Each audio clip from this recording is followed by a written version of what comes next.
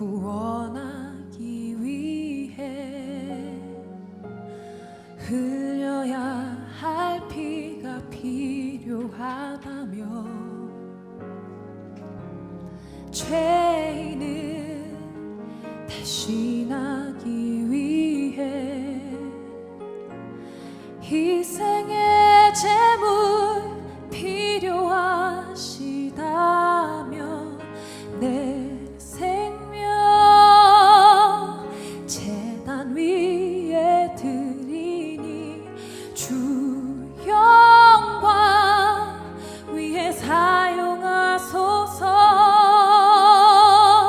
생명이 또 다른 생명 낳고 주님 볼 수 있다면 나의 삶과 죽음도 아낌없이 드리리. 죽어야 다시 사는 주의 말씀 믿으며 하늘의 미나 되어 썩어지리니 예수님처럼 살아가게 하소서.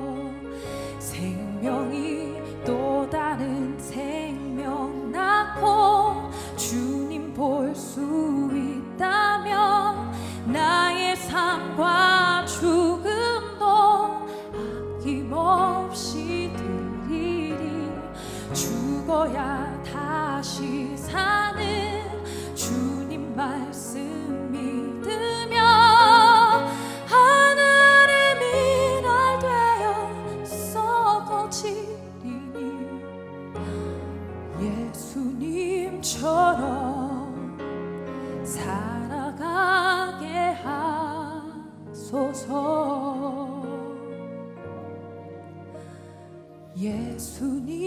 예수님처럼 살아가게 하소서.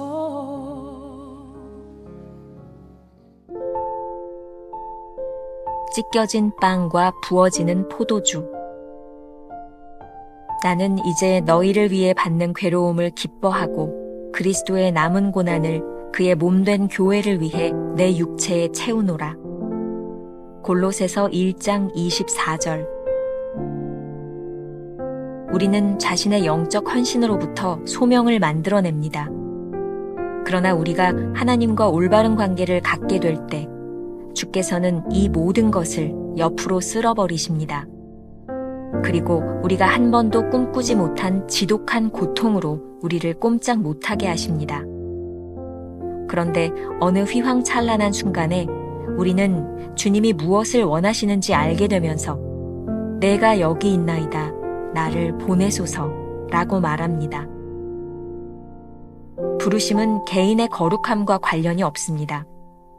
오히려 찢겨진 빵과 부어지는 포도주가 되는 것과 관련합니다.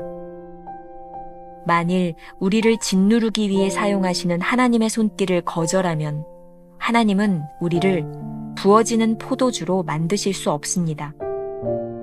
하나님께서 특별한 방법으로 친히 주님의 손길로 나를 찢겨진 빵과 부어지는 포도주로 만드시기 때문입니다. 그러나 주님께서 우리를 으깨시기 위해 우리가 너무나 싫어하는 사람이나 절대로 순복할 수 없는 상황을 사용하실 때 우리는 반대합니다. 우리는 결코 자신의 순교 장면을 스스로 선택해서는 안 됩니다. 만일 우리가 포도주가 되려 한다면 우리는 부서져야 합니다. 당신은 포도알을 마실 수 없습니다. 포도알은 으깨져야만 포도주가 될 수 있습니다. 하나님께서 당신을 으깨시기 위해 엄지와 어떤 손가락을 사용하셨는지 궁금합니다. 그런데 당신은 조약돌처럼 되어 빠져나간 것은 아닙니까? 당신이 아직 덜 익었는데 만일 하나님께서 당신을 으깨셨다면 그 포도주는 분명히 쓴맛을 냈을 것입니다.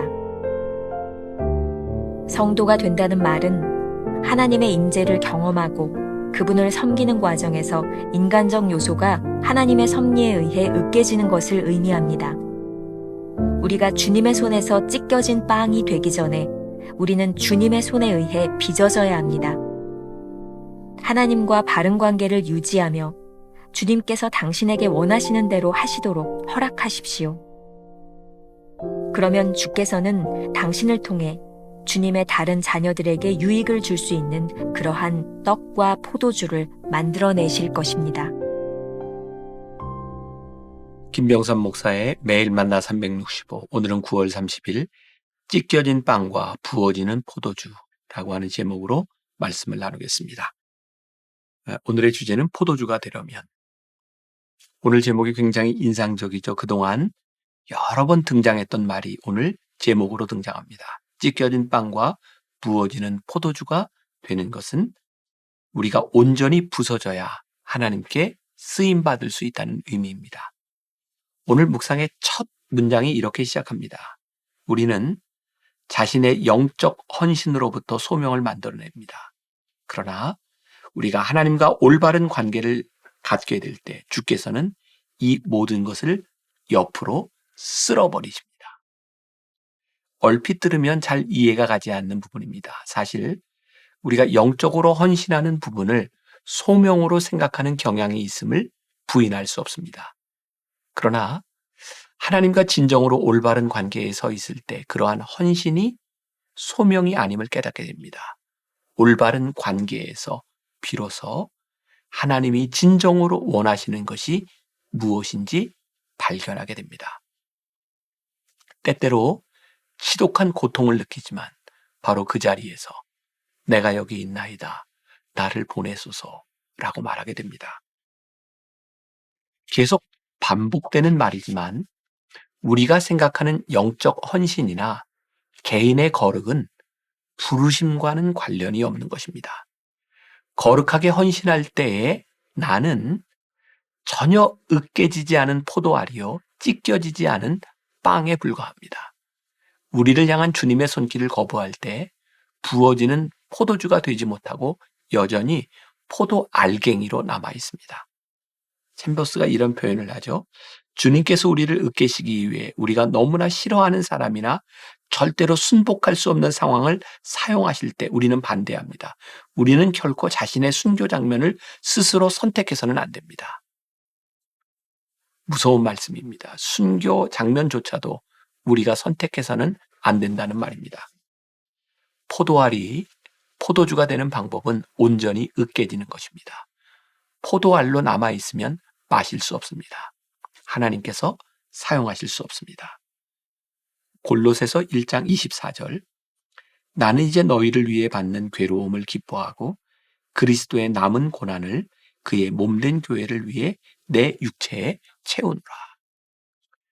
괴로움을 기뻐한다는 말은 기꺼이 으깨어질 각오가 되어 있다는 뜻입니다. 부어지는 포도주가 된다는 말은 우리가 그리스도의 남은 고난에 참여한다는 말입니다. 오늘 챔버스의 묵상글 가운데 주목해야 하는 부분이 있습니다. 당신이 아직 덜 익었는데 만일 하나님께서 당신을 으깨셨다면 그 포도주는 분명히 쓴맛을 냈을 것입니다. 하나님께서는 아무 포도나 으깨시는 분이 아니십니다. 하나님이 엄지와 검지로 붙잡고 으깨시기 시작하셨다면 우리가 지금 성도라는 뜻입니다. 하나님께 쓰임받을 준비가 되어 있는 사람이라는 뜻입니다. 성도는 이미 하나님의 임재를 경험하고 그분을 섬기는데 방해가 되는 인간적 요소를 제거하는 과정에 있는 사람입니다. 찢겨진 빵과 부어지는 포도주가 되기 전에 우리는 주님의 손에 빚어져야 합니다. 여기서 빚어진다는 것은 무슨 뜻일까요? 하나님께서 우리를 사용하실 수 있도록 올바른 관계를 유지하는 것입니다. 올바른 관계에 있을 때 우리는 기꺼이 삶을 하나님께 양도합니다. 하나님께서 쓰실 수 있도록 우리의 의지를 드리는 것입니다. 이러한 과정을 지나지 않는다면 하나님께서는 우리를 쓰실 수 없습니다. 하나님께서 우리를 쓰시는 것의 위대함은 어디에 있을까요? 하나님의 나라를 위하여, 다른 사람을 위하여, 유용한 존재가 되는 것입니다. 포도주는 부어져야 유익이 되고 빵은 찢겨져야 유익이 됩니다. 하나님께서 우리를 부르실 때 바로 찢겨진 빵과 부어지는 포도주가 되라는 의미입니다.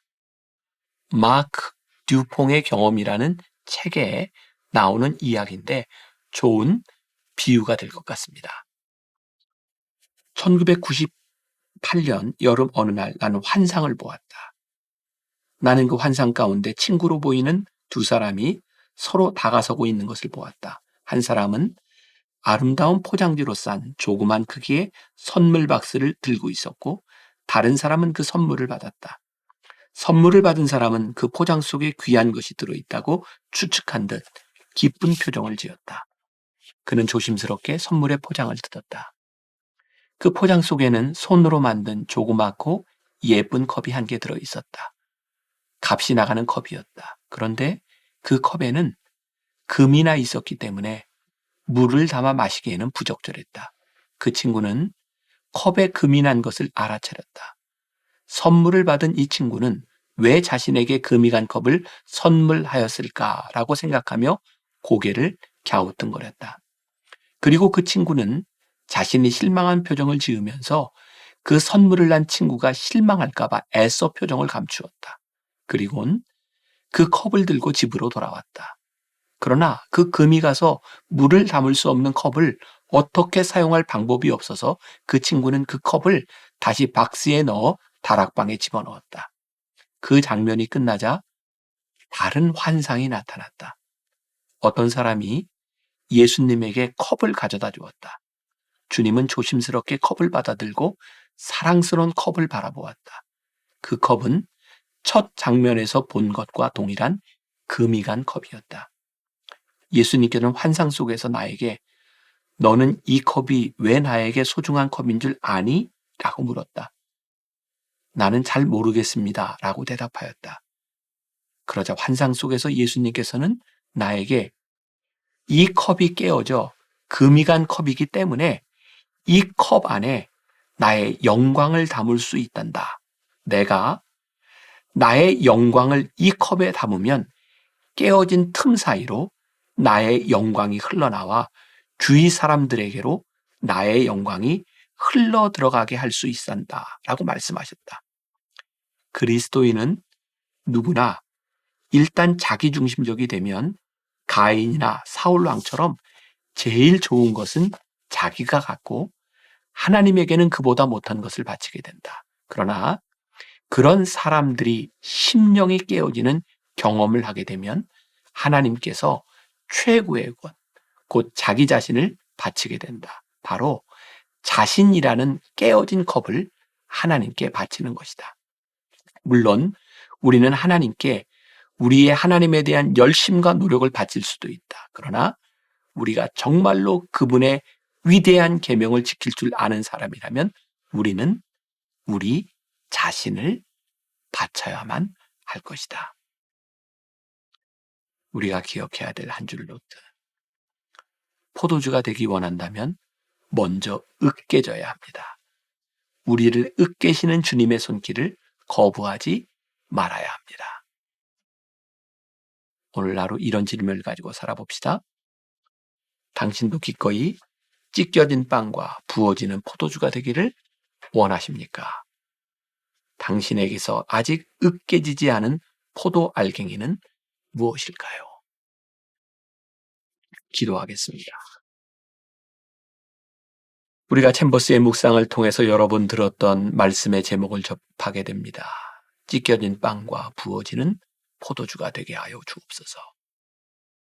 우리가 찢겨지지 않고 으깨어지지 않으면 하나님 앞에 사용될 수 없음을 알기에 기꺼이 상한 심령으로 하나님 앞에 나아갑니다.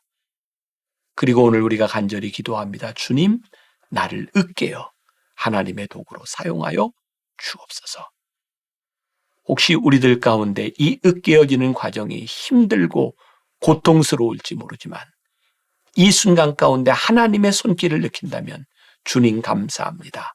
나를 사용하여 주옵소서 고백할 수 있는 오늘 하루 귀한 성도들이 되게 하여 주옵소서. 예수님의 이름으로 기도했습니다. 아멘.